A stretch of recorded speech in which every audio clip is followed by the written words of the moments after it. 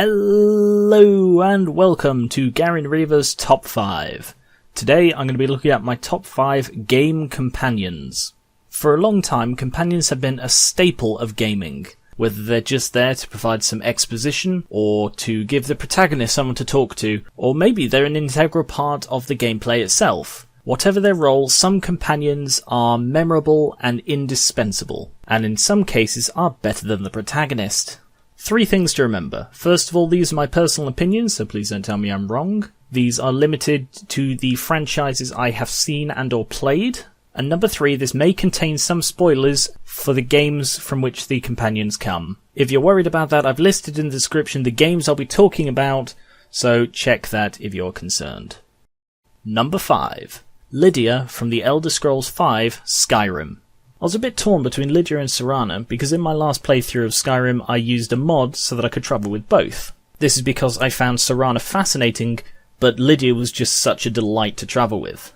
Not only did she complement my playstyle by being very good with a bow, but the comments she'd make when I'd, say, give her an item to hold was sometimes absolutely brilliant. My favourite being she'd sometimes say, "I'm sworn to carry your burdens," in a begrudging, sarcastic tone that implied she would do it with no questions asked, but she was a person underneath it. Skyrim wasn't great for companion interaction apart from Serana in the Dawnguard DLC, but I still chuckled at Lydia's occasional comments. Number 4. Curie from Fallout 4.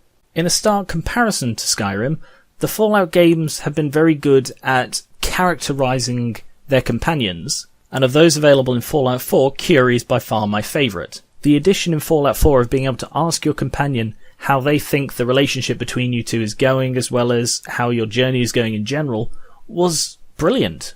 It went a long way to characterising the companions and turning them into people you're travelling with, as opposed to a cross between a bow and a portable chest. And while it was a chest that occasionally made funny comments, Curie's personality really shone through in just the idle comments she'd make. Her blissful naivety, even when burning raiders with a flamethrower and then watching me pick through the rubble to find their loot, was endlessly funny for me. And I've got to say that her French accent made everything she said even more innocent sounding, with my favourite line being from the aforementioned loot picking, and she'd muse that all of the things I'm picking up go into little baggies for evidence, as if it was still the world before the bombs fell. Her personal story is intriguing and it fits perfectly into the world and story of Fallout 4, and overall she is my favourite companion from that game.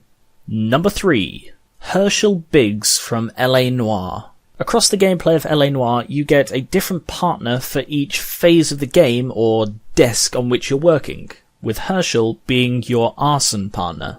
I always remembered liking Bachowski, but on my recent playthrough, Rusty Galloway stood out, and then I encountered Herschel Biggs. Unfortunately, to explain why Herschel is so good, I have to give some spoilers for LA Noire, so while this symbol is on screen, I'll be talking about the later parts of the game, so come back when that's gone, if you don't want to hear it.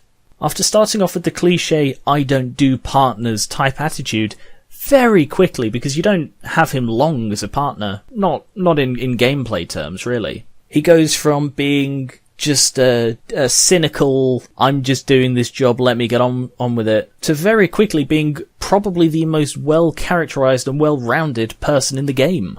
The 2 most memorable bits that show why he should be in this list are when you're going on your way to apprehend a suspect and he shares his concerns that he hasn't had to use his gun in the line of duty before, and you console him on it. You give him the confidence he needs to get the job done. And over such a short span of time, but still a believable amount of time, a bond is formed until he risks not only his life, as is almost standard on the job, but his pension to follow through to the truth and to help you out in your time of need.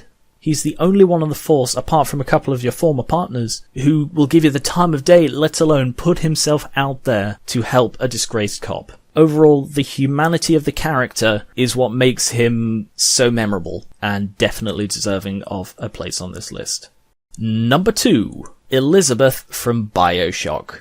When I was writing this list, I assumed Elizabeth would be number 1. For a long time, I did consider her the best AI companion in a game. She provides some exposition, she does give you someone to talk to, she's beautiful animated with idle animations, so if you're just standing near a bench, she'll go over and sit at it, or she'll lean down and look at a piece of art. It's so well done, and it does feel like she's a character in that world.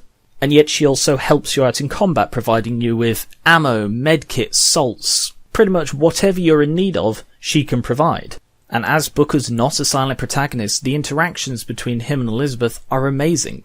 And aside from all the pretentiousness and plot holes in the story, the game is very well written. Elizabeth is a real person in this world, and she interacts with the protagonist, with the other characters, and with a very realistic approach to what you have to do in the game.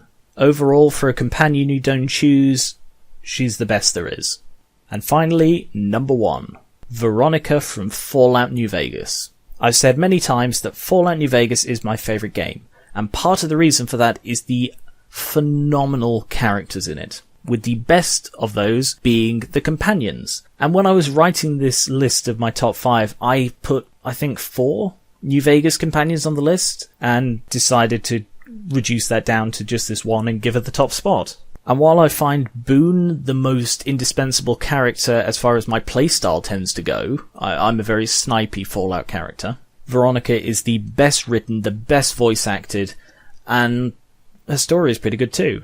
She is delightfully funny and witty, tends to make sarcastic and biting comments when they're needed and when they're funny. And if you play your cards right, you can have her as your companion no matter what choices you make in the game. There's a sort of exploit you can do, which I did on my last playthrough, where you can have her as a companion even if you choose the Legion. I won't get into that now, but the point is, she's a very well done character and is an indispensable part of the game that you should definitely check out even if you go with someone else as your main companion. Compared to a lot of the characters in Fallout games, she's genuinely happy and lively about what she's doing, and not in a naive Curie kind of way, but in a, she knows what's going on, she knows what the world's like, but she's not going to let it get her down. Also, who doesn't love a character who's perfectly happy and in fact prefers to run at Deathclaw and punch it in the face?